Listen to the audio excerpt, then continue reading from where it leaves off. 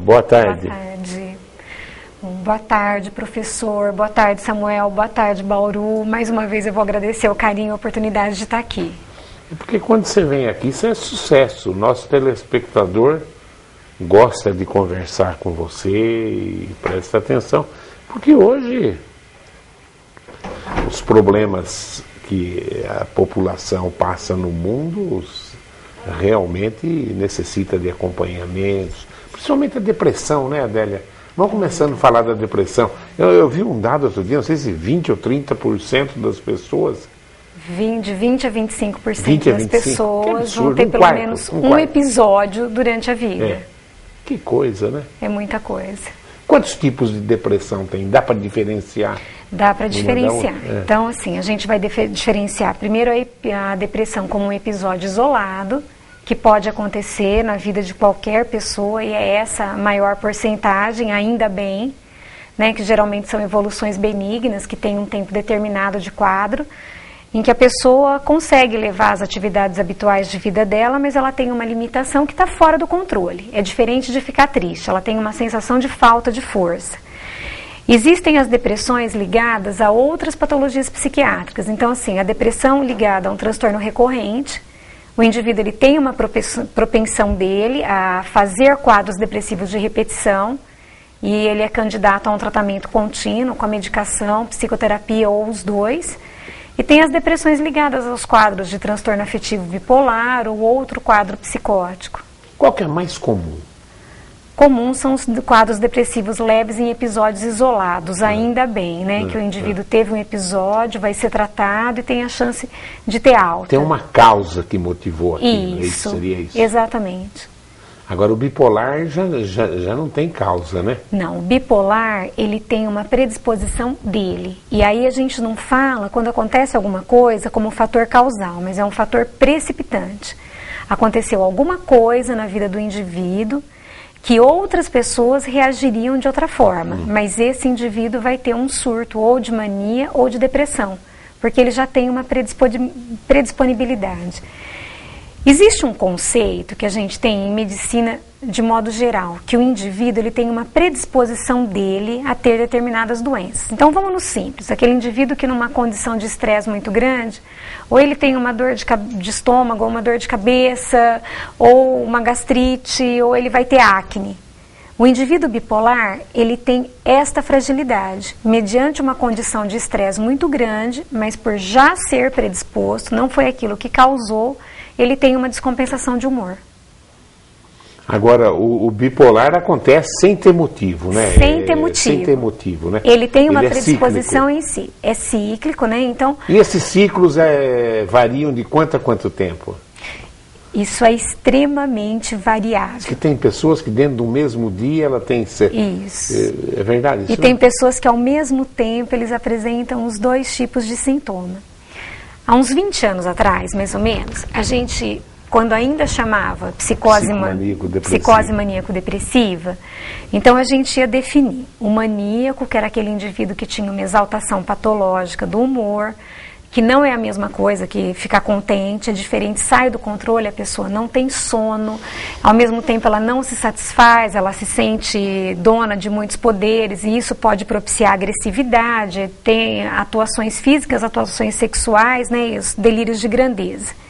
E o episódio de depressão, que é diferente da pessoa estar triste. Sempre um vem depois do outro. Então, há uns 20 anos atrás isso era descrito. Hoje em dia a gente sabe que existem pessoas que elas podem fazer só episódios depressivos ou só episódios maníacos. Exato. Aí ela cai numa fase normalizada, fica um tempo sem nada, é isso? É? Sempre. Geralmente os indivíduos normalizados, tá? Então, às vezes ele pode apresentar o que a gente chama de resíduo de sintoma. Ou ele tem uma tendência a ser um indivíduo mais depressivo, tá bem, tá sob controle, mas ele é uma pessoa mais deprimida do que a normalidade, né? Ou ele tem um humor um pouco mais exaltado. Mas hoje em dia a gente observa outras coisas. Primeiro, existe a figura do ciclador rápido. É aquele indivíduo que ele acorda exaltado e à noite ele está deprimido, ou o contrário. E o episódio misto. Existe uma outra coisa que é importante falar também. A tendência primeira do bipolar é deprimir. A mania vem sempre como uma defesa. Então, o indivíduo com transtorno misto, geralmente a gente vê, ele não faz uma mania de ficar contente, ele nunca experimenta aquela sensação boa que alguns maníacos têm. Ele tem uma disforia, ele está sempre irritado, com uma tendência para agressividade. Mas a sensação interna de afetividade dele é uma sensação depressiva. Ele se sente sempre muito mal com ele mesmo. Como se ele não desse conta da própria vida e ele tenta resolver com agressividade. É uma coisa muito ruim. Agora, o gozado, né?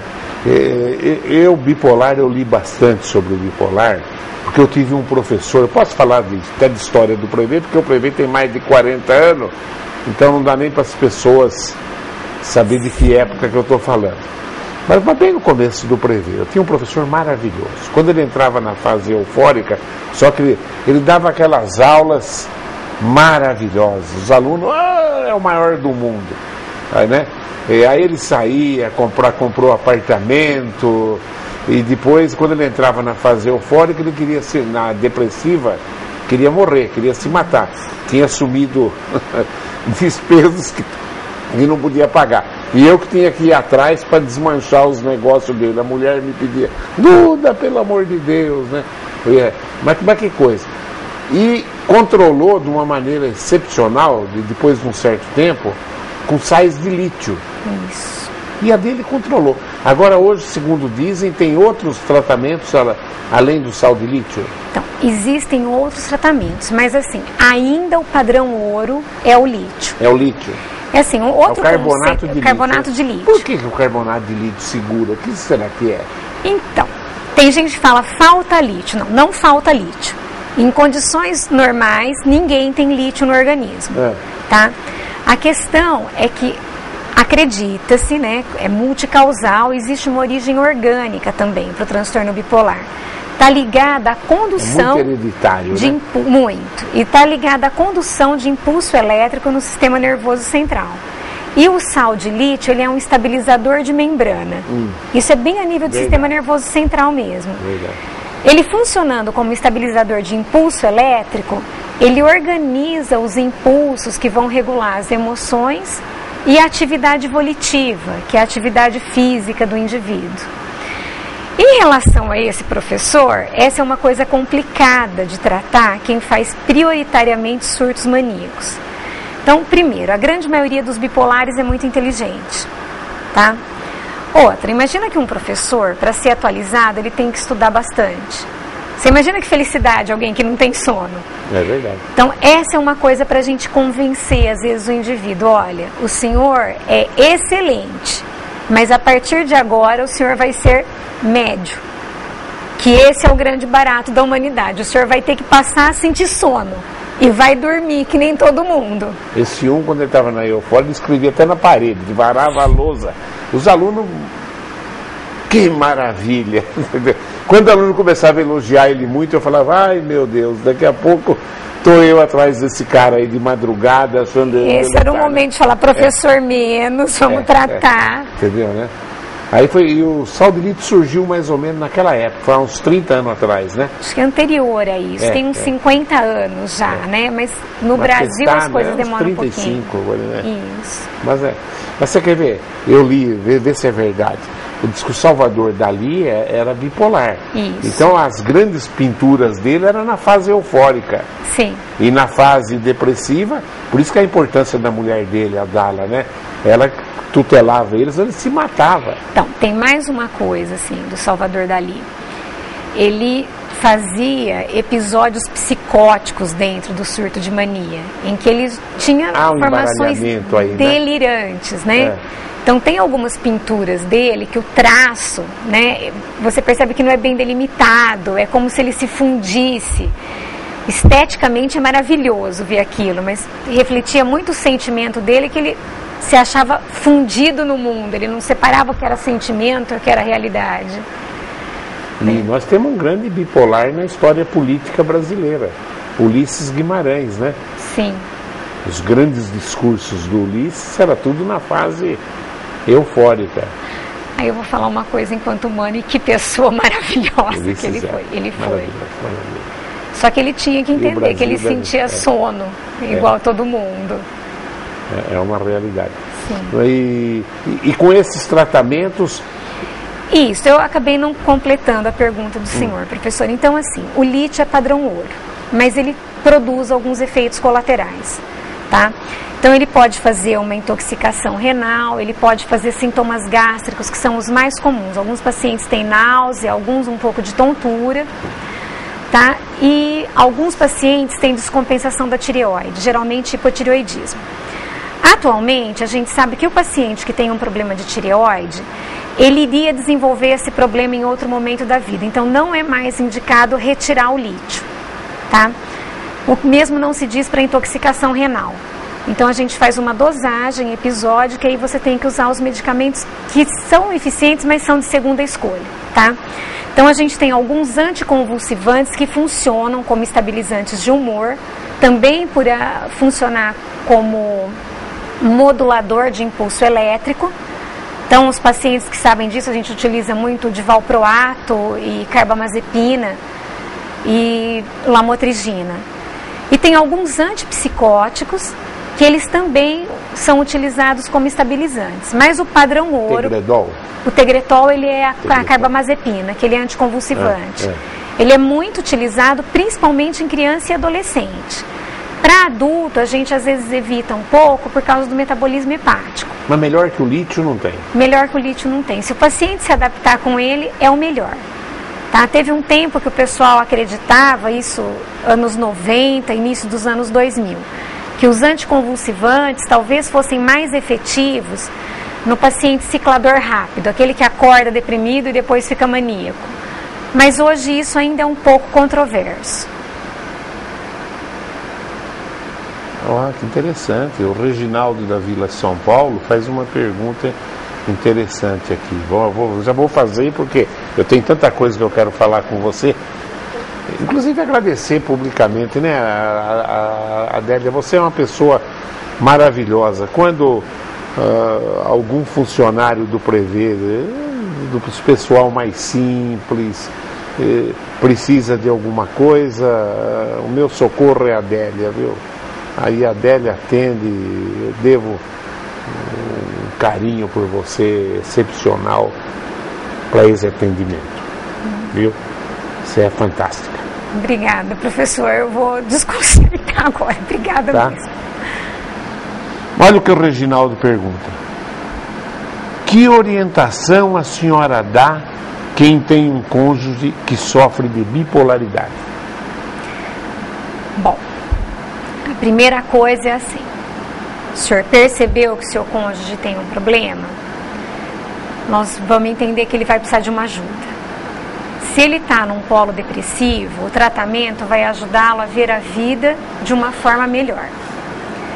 Se ele está num polo maníaco, é mais do que necessário conter isso para evitar violência, atuações variadas, que sejam uma bronca, vai desde uma bronca excessiva até negligência com o filho, até atuação a nível de traição, coisas que fogem do controle do humor. Né? Até gastos, que é uma coisa que infelizmente acontece demais. A pessoa compra impulsivamente e não é comprar porque ela queria ter alguma coisa. Até fica depois má porque comprou, né? Não tem uma razão de ser um limite, é um descontrole. Eu acho que é procurar tratamento, a primeira coisa. Explicar para a pessoa que ela vai ser amada, mesmo que ela não seja maravilhosa, ela pode ser boa, ela pode ser normal. Estar no médio, mas principalmente conter. Eu acho que isso vai evitar a tragédia no futuro. Tá? A gente tem que prevenir acidentes, tá? É uma doença. Se alguém tem uma hipertensão, vai ter que ser tratado para prevenir um AVC, prevenir um infarto. Se alguém tem um transtorno bipolar, vai ter que ser tratado para prevenir atuações. Agora aquele tipo, a pessoa que entra em depressão constantemente, não o caso de bipolaridade. Você vê que às vezes pessoa, até rei já se suicidou, príncipe, milionário, os caras mais ricos da cidade. O que é uma depressão leva o cara ao caso de suicídio, Adélia? Como é que você vê isso como psiquiatra? Então, a depressão... Ele não vê saída. Não vê saída. É uma sensação mesmo de sendo falta rico, de mesmo força. sendo rei, mesmo sendo... Mesmo sendo tudo, a pessoa não acredita que ela tem força para enfrentar o dia a dia. Às vezes, quando eu estou com algum paciente, assim, eu acredito muito que a pessoa tem que visualizar o que ela está sentindo. Então, eu falo assim, o senhor quer um exemplo? Sabe aquele desenho animado que a pessoa sente uma bigorna caindo?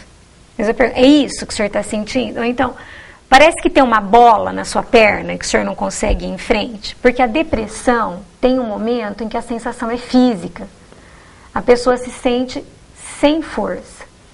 E, infelizmente, isso leva algumas pessoas a atuarem contra si.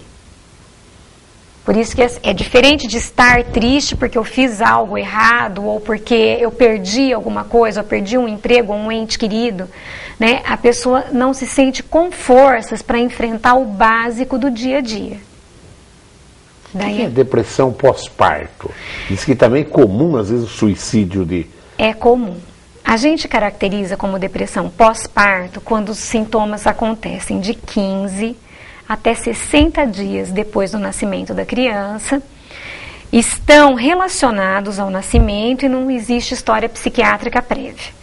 Então, a mãe, geralmente, ela tem uma sensação de incapacidade de lidar com o filho e uma sensação até de incapacidade de gostar dessa criança. É uma sensação do vazio. O que é importante diferenciar? Às vezes é uma situação reativa. A gente pega muita mãezinha assim que está vivendo um turbilhão. E isso não vai caracterizar a depressão, seria um início, você fala, parado lá. Então, nasce o bebê, vem a família inteira em casa. Aí todo mundo quer pegar o bebê e a mãe está fazendo o serviço da casa. Aí chega no consultório e fala, não, gente, vamos trocar. A mãe com o bebê, para ela sentir esse vínculo, tá? E a avó vai ajudar a lavar louça, fazer outras coisas, porque a pessoa tem um cansaço físico mesmo. Isso pode evoluir como uma questão de depressão clínica, onde essa mãe evolui para um estado de apatia, onde ela não se sente em condição de cuidar do bebê, e tem mães que chegam a ter medo de chegar perto do bebê. Minha vida virou uma porcaria. Né? Assim, ela tem medo de não dar conta. Pode parar num nível neurótico, ou um nível integrado, que a gente fala que é uma depressão, que se tratado melhora. Como pode ser um prenúncio de outro quadro psiquiátrico, às vezes até mais grave. Existem mães que são a primeira manifestação de um quadro psicótico. E aí é uma questão complicada de lidar, professor, porque assim, tanto você tem que batalhar pela integridade do bebê. Já teve mãe que a avó pegou em casa ela parada, sem conseguir mexer, quase catatônica, e o bebê chorando. Então, o bebê não se cuida sozinho, alguém tem que pegar, trocar fralda, alimentar. Ao mesmo tempo, a sensação física da mãe segurar o bebê, dela sentir esse contato, ajuda ela a recuperar a sensação de que ela tem capacidade para isso.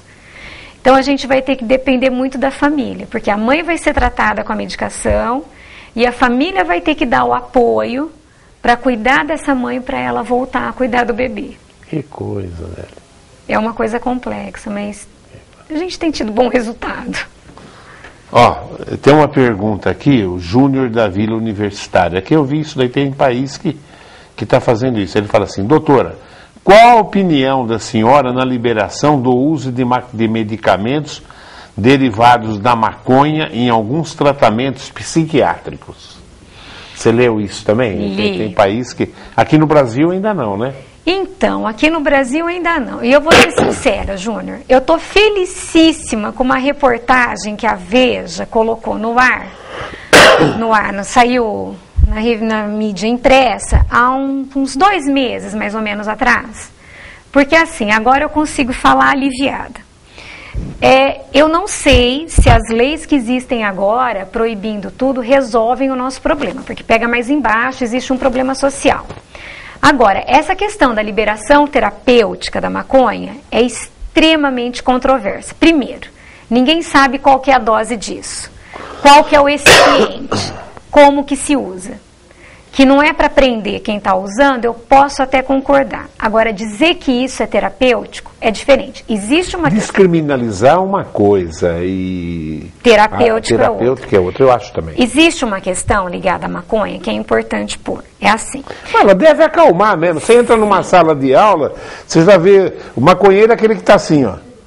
Com cara de tonto, carminho, não é isso, né? Então, na realidade, a maconha, ela atordoa. Então, ela faz um efeito ansiolítico. Produtividade escolar faz assim, ó. Zero. Em termos de vida também. Você usou 3, 4 anos essa porcaria, você faz uma escala de decadência. Eu falo sempre. Agora, também eu sou a favor da descriminalização, né? Ou então, criminalizar o álcool. Porque eu acho que o álcool é pior que a maconha. Muito. Você concorda comigo? Você Concordo. que é psiquiatra? Fica contente. Eu, como educador, o álcool está aí.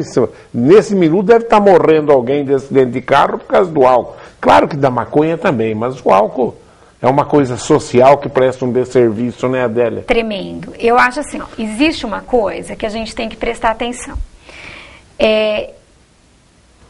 Não existe nível seguro. Eu não consigo dizer para você se você bebeu uma garrafa é o suficiente ou um copo. E aí as pessoas se questionam muito, quando que é patológico? Existem pessoas que, entre aspas, não incomodam ninguém, elas estão bebendo e estão bem. Mas tem um certo tempo, chega uma hora também, ela aumenta. Agora imagina aquele bebedor social que está lá com os neurônios queimados. Claro. Certo? Existem pessoas que seriam brilhantes, mas o álcool tira alguns dias da semana de vida produtiva dessa pessoa. Não tenha dúvida. Então, é complicado. Em relação à maconha como uso terapêutico, ninguém sabe dizer qual é a dose, o quanto seria e a maneira de usar. Os usos terapêuticos seriam, né, eles falam que aumenta o limiar de dor de pacientes terminais de câncer. Só que não existem estudos conclusivos. Então, é mais ou menos assim, perdido por perdido, truco. Eu acho complicado. Também acho. O Jair da Vila Cruzeiro do Sul faz uma pergunta interessante aqui. Doutora, vou ter que pedir demissão do meu trabalho, que eu gosto muito, por causa do comportamento de meus chefes. Nunca reconhecem o meu trabalho e tratam a mim e os meus colegas com arrogância e até assediam moralmente. Então, como é que você gosta, né?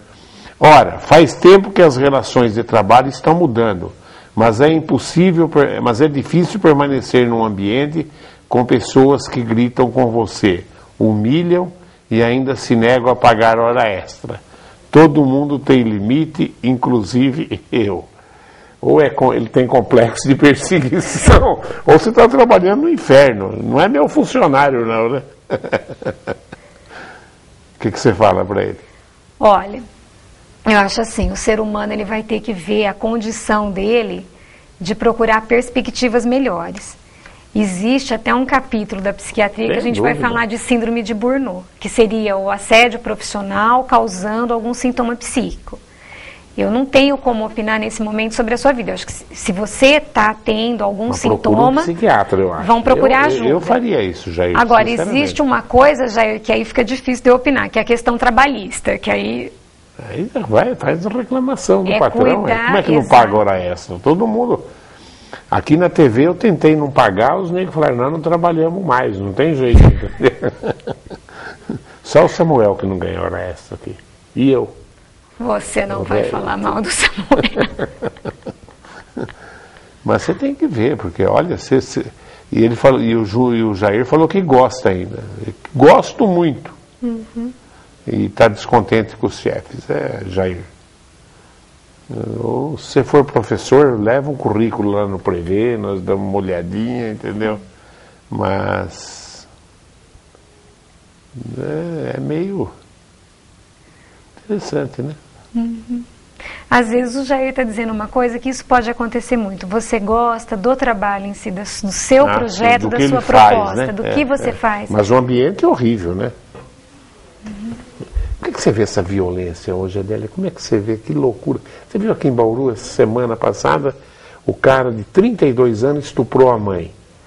Entendeu? Então, essa é uma coisa complicada. Então, assim, o que vai causar a violência? Primeira coisa, assim, todo ser humano, no desenvolvimento dele, ele tem uma questão do ego interno e tem uma questão externa que vai pôr limite, você vai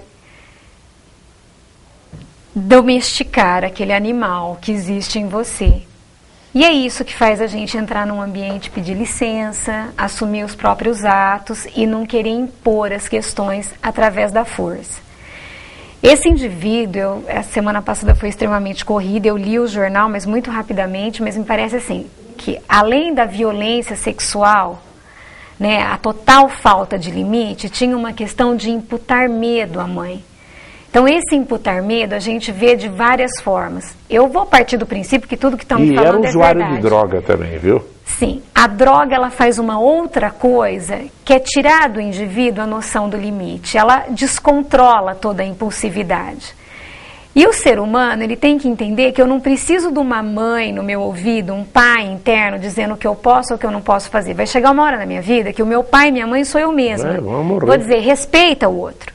Então, esse indivíduo perdeu qualquer limite.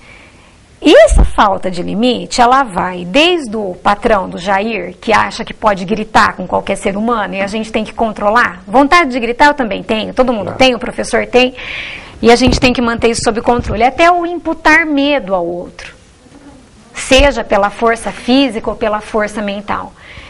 E a violência hoje, eu acho que além de toda essa falta de limite, ela está muito ligada à necessidade de uma pessoa querer se impor a todo custo ou se proteger, ou proteger o seu interesse, de uma maneira muito desmedida. Parece que as barreiras dos limites, elas estão todas quebradas aí, está muito complicado. Que loucura, né? Que loucura. Muito. Mas a droga é responsável por 80% dos crimes hoje, né? Olha, eu acho que assim, ela potencializa demais. Como a questão da coletividade. O senhor falou desse caso, mas outro caso que me chamou demais a atenção, que esse a gente tem que prestar muita atenção, foi o linchamento daquela pessoa. Que absurdo, né? No Rio de Janeiro. Justiça com a própria mão. Não foi no Rio de Janeiro, foi no Guarujá. Guarujá, é no Guarujá. Nosso estado aqui. Existe uma questão que eu acho assim, todo indivíduo, ele tem que assumir a responsabilidade sobre si.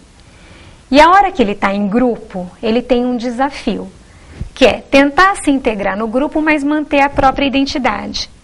O grupo pode propiciar aquele anonimato. Quem fez? Todo mundo. Quem é o responsável? Ninguém. Tudo muito coletivo.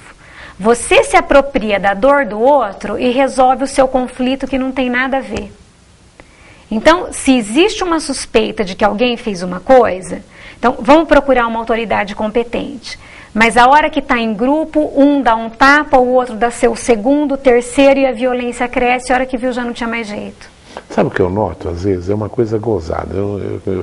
O maçom chama de egrégora, quando parece que uma coisa imaterial se forma, e forma um ambiente salutar, e todo mundo entra num clima de que só se fala coisas produtivas, sem discussão.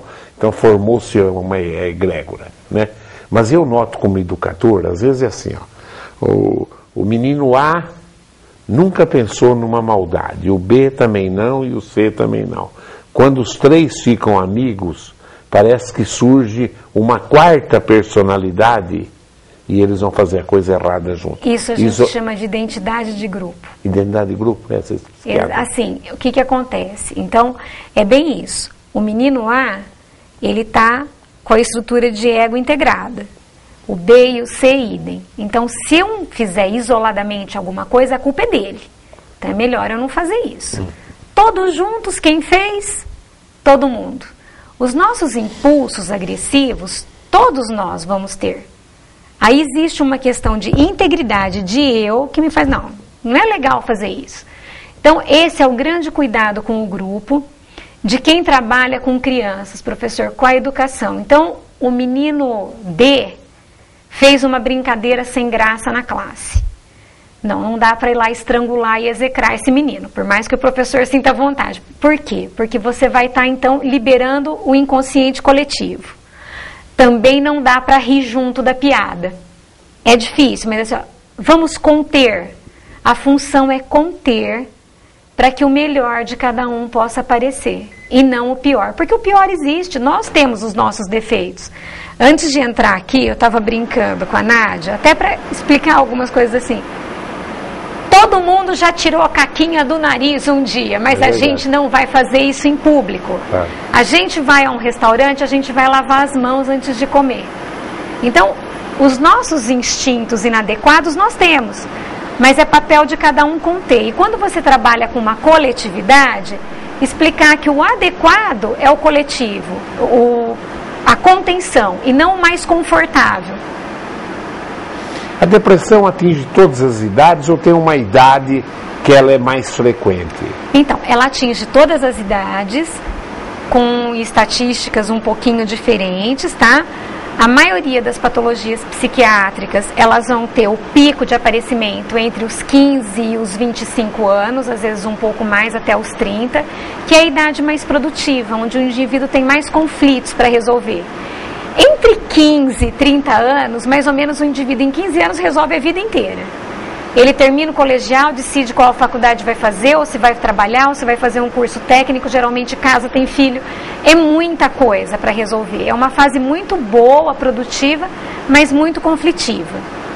Mas a depressão também pode atingir crianças, é muito comum isso acontecer, como adultos mais maduros, mas geralmente esses adultos mais maduros eles já tinham sinais pré-mórbidos anteriormente. A esquizofrenia aparece principalmente na adolescência? Principalmente no término da adolescência. E ainda continua com esse pico, entre 15 e 25, mas geralmente por volta dos 20 é o pico de aparecimento. Finalzinho da adolescência... Eu marco sempre gozada, pode ter sido coincidência, nesses 40 anos, 50 anos como educador e 40 que eu prevê, né?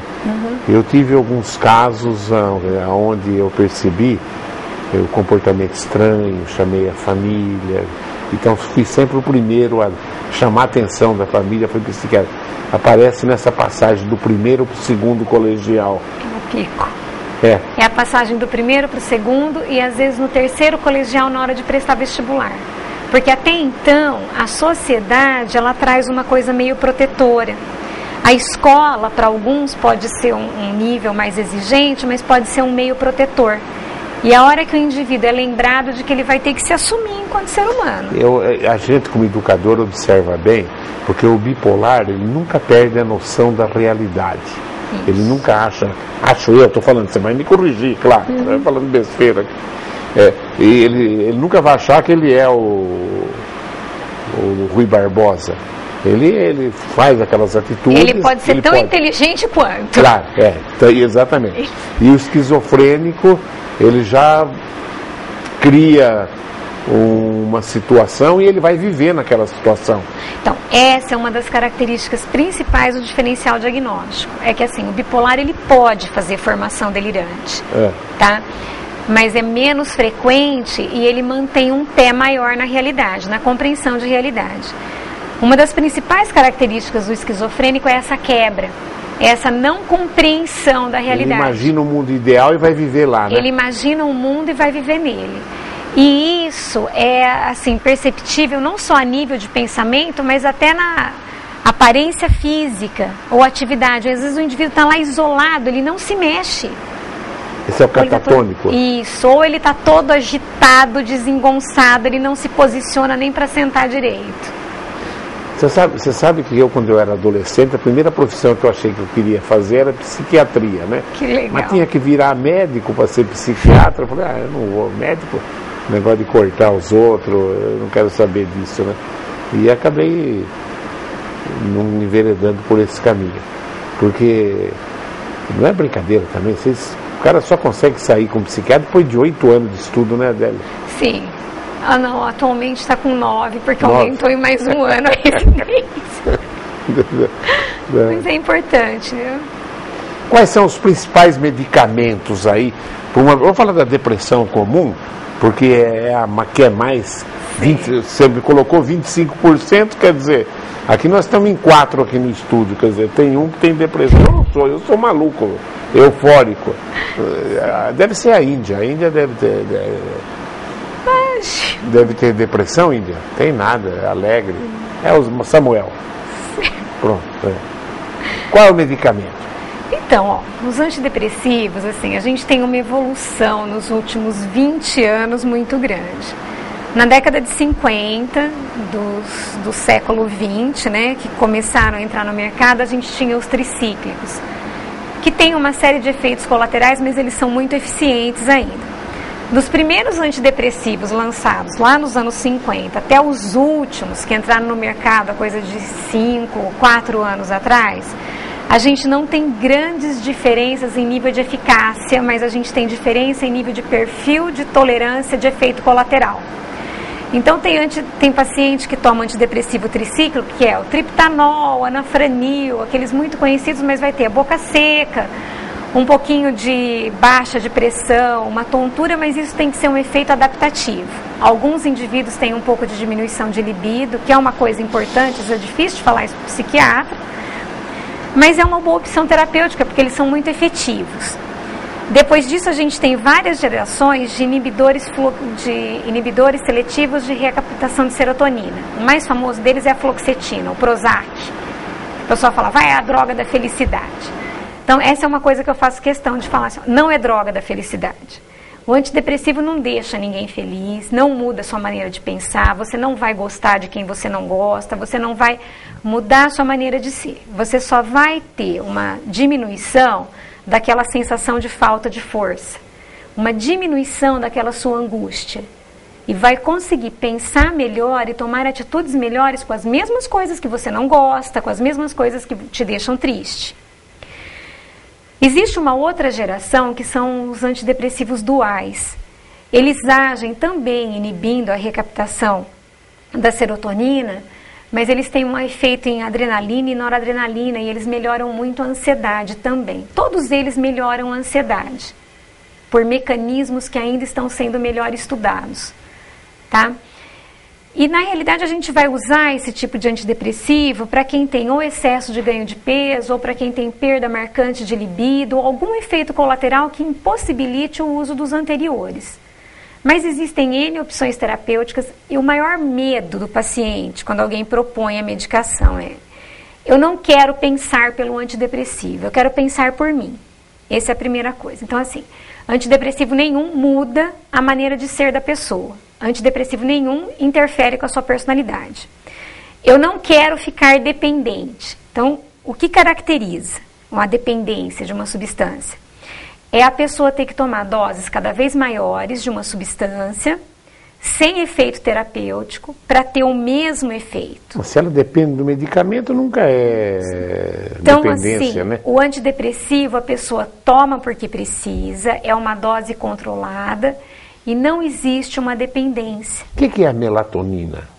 A melatonina é um hormônio ligado à regulação do sono. É até bom falar, existem depressivos que são melatonérgicos, antidepressivos, que eles regulam o sono, o ciclo sono-vigília. Isso ajuda muito, porque a insônia ou alterações do sono, de modo geral, ela tanto pode ser sintoma de depressão, como é causa. Então, existem alguns antidepressivos que começam a agir por aí. Os melatonérgicos. A gente utiliza quando o paciente tem ou uma insônia muito grande, ou quando ele tem uma sonolência residual. Ele toma a medicação, melhorou do sintoma depressivo, mas ele acorda com um sono limitante pela manhã. E o legal do antidepressivo é ele tomar e esquecer que está tomando. Ele tem um horário por dia e ele vai tocar a vida. Não é para ter sono, não é... É para viver. É essa a questão. Mas hoje tem bastante gente tomando melatonina, compra no Paraguai. Isso é complicado. É complicado? É complicado. Eu acho que a questão é assim, medicamento, ele tem uma indicação terapêutica.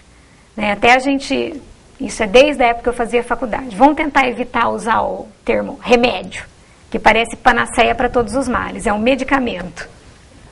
Olha, eu falando demais aqui. Mas assim, existe uma indicação terapêutica, porque toda medicação é passível de ter efeitos colaterais. Utilizar porque fez bem para o meu vizinho pode fazer bem para mim é complicado. Eu vou trazer você daqui 15 dias outra vez, você vem? Venho sim. Porque, inclusive, o Samuel fez uma pauta aqui, eu até esqueci da pauta do Samuel, nem olhei. É que foi para esse lado de depressão e realmente eu sei que isso é que gente que está em escola, todo dia a gente vê falar isso, né? É professor, é funcionário, é aluno, é mãe de aluno, é pai reclamando, é mãe reclamando. Que coisa, virou a doença, acho que do século mesmo, né? Doença do século. Tem perguntas excelentes aqui, ó, Pedro Valentim, tanta pergunta, mas infelizmente, o que você gostaria de falar mais para o nosso... Promete que você volta daqui 15 dias, vai. Bom, eu acho que a primeira coisa, assim, gente, eu estou à disposição, tá? Se alguém quiser mandar alguma dúvida para o meu e-mail, eu sempre deixo aqui na TV Prevê. E uma das coisas que me faz vir aqui... Você pode falar o e-mail, não é? Posso pode sim. Falar. É adeliafdm@hotmail.com. Adélia... FDM... @hotmail.com. @hotmail.com.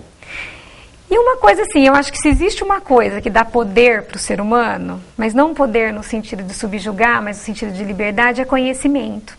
Então eu tento assim, pelo menos na minha área, o que eu puder ajudar a população a entender o que está acontecendo. E agradeço de novo a oportunidade, gente. E essa facilidade sua de se expressar, né, Adélia? Isso realmente é muito importante. Tinha tanta coisa que falar, mas no fim nós ficamos só na depressão.